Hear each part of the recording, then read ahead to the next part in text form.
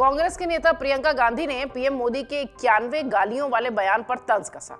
एक जनसभा में प्रियंका गांधी वाड्रा ने प्रधानमंत्री के बयान पर पलटवार करते हुए कहा कि कम से कम 91 गालियां एक पन्ने पर फिट तो बैठ रही हैं। अगर आप उनकी ओर से मेरे परिवार को दी गई गालियों को देखें और उसकी सूची शुरू कर दें तो हम एक के बाद एक किताबें प्रकाशित कर सकते हैं।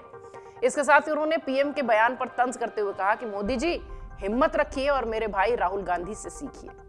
आइए आपको बताते हैं कि दरअसल प्रियंका गांधी ने क्या कुछ कहा और कैसे वो प्रधानमंत्री मोदी का नाम लेकर उन्हें घेरती रही। कर्नाटक चुनाव में कांग्रेस ने अपनी पूरी ताकत झोंक रखी। राहुल गांधी के बाद अब प्रियंका गांधी भी चुनावी मैदान में पूरी तरह से सक्रिय हैं। विधानसभा चुनाव से पहले कर्नाटक के बागलकोट जिले में एक जनसभा को संबोधित करते हुए कांग्रेस के महासचिव प्रियंका गांधी वाड्रा ने प्रधानमंत्री नरेंद्र मोदी पर जमकर निशाना साधा। दरअसल कर्नाटक के चुनावी दौर के दौरान पीएम मोदी ने कांग्रेस नेताओं की उन पर की गई आपत्तिजनक टिप्पणियों को मुद्दा बनाया था। इस पर प्रियंका गांधी ने कहा कि सार्वजनिक जीवन में इस तरह के हमलों से सबक लेना चाहिए। उन्होंने अपने भाई राहुल गांधी से सीखने की सलाह भी दे डाली, जो देश के लिए गोली खाने को भी तैयार है। आपको बता दें कि कांग्रेस के अध्यक्ष मल्लिकार्जुन खड़गे ने चुनावी सभा के दौरान पीएम मोदी को जहरीला सांप कह दिया था। हालांकि उसके बाद उन्होंने सफाई देते हुए कहा कि उनका मतलब पीएम मोदी नहीं बल्कि भाजपा और आरएसएस की विचारधारा से था। इसे लेकर कांग्रेस पर निशाना साधते हुए पीएम मोदी ने यह कहा कि अब तक कांग्रेस पार्टी उसके नेता उन्हें 91 बार तरह तरह की गालियां दे चुके हैं, जिसका जवाब प्रियंका गांधी ने पलटवार के साथ दिया। पीएम के इसी बयान पर प्रियंका गांधी ने पलटवार किया। बागलकोट जिले की एक जनसभा में प्रियंका गांधी वाड्रा ने प्रधानमंत्री के बयान पर पलटवार करते हुए कहा कि कम से कम 51 गालियों का एक पन्ना फिट तो हो जाएगा।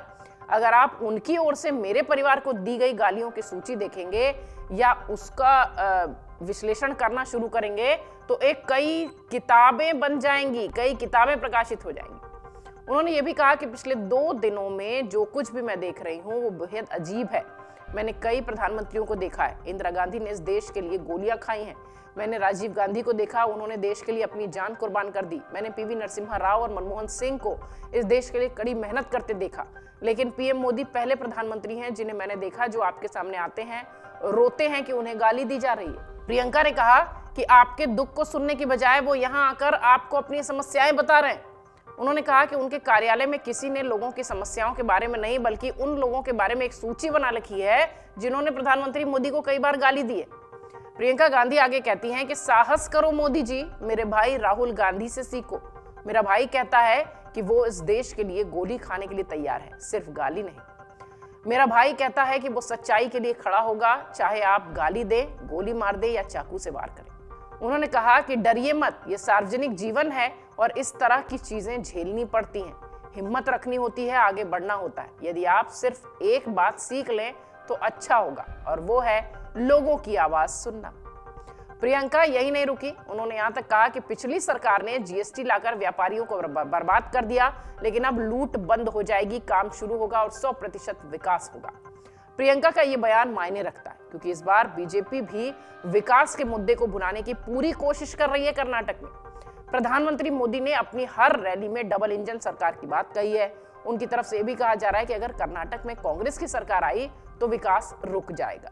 यानी विकास इस बार बड़ा मुद्दा कर्नाटक में दिखाई पड़ रहा है। कर्नाटक के चिकमगलूर में एक चुनावी रैली को संबोधित करते हुए कांग्रेस की महासचिव प्रियंका गांधी ने पूर्व प्रधानमंत्री और अपनी दादी इंदिरा गांधी के चिकमगलूर से चुनाव लड़ने और श्रृंगेरी मठ का दर्शन करने का जिक्र करते हुए कहा कि जिस तरह से झूठे मामलों को फंसाकर राहुल गांधी को संसद से बाहर किया गया, 45 वर्ष पहले दादी इंदिरा गांधी के साथ भी ऐसा ही हुआ था। तब चिकमगलूर के लोगों ने उन्हें फिर से संसद में पहुंचाया था। आज इसी तरह उनके पोते राहुल को भी झूठे मामले में संसद से बाहर किया गया है और उन्हें वापस संसद पहुंचाना है। प्रियंका गांधी ने यह भी कहा कि इंदिरा जी के खिलाफ भी एक मामला दर्ज करके उन्हें संसद से निकाला गया था। आप लोग उन्हें संसद में वापस लाए थे और ये विश्वास दिया था कि जनता साथ है।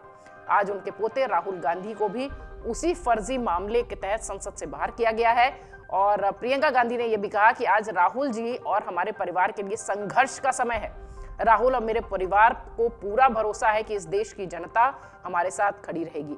भगवान का आशीर्वाद हमेशा हमारे साथ रहेगा क्योंकि हम सच्चाई की लड़ाई लड़ रहे हैं। प्रियंका गांधी पूरी तरह से सक्रिय दिखाई पड़ रही हैं कर्नाटक चुनाव में और जिस तरीके की तस्वीर इस वक्त उनकी दिखाई पड़ रही है, उनके तेवर दिखाई पड़ रहे हैं। ऐसा लगता है कि कर्नाटक चुनाव में वो पूरी तरह से मजबूती के साथ मैदान में उतर चुकी हैं, क्योंकि वो प्रधानमंत्री मोदी का नाम लेकर प्रधानमंत्री मोदी को घेर रही हैं। उनके जो भी रैलियों में वो भाषण में अपने बोल रहे हैं उसका सीधे सीधे जवाब दे रही है। कर्नाटक का मुकाबला बेहद रोमांचक हो चुका है। 10 मई को वोटिंग होनी है और 13 मई को परिणाम आने हैं, लेकिन उससे पहले सियासी संग्राम लगातार जारी है। मन से उजाला कर चले, मन से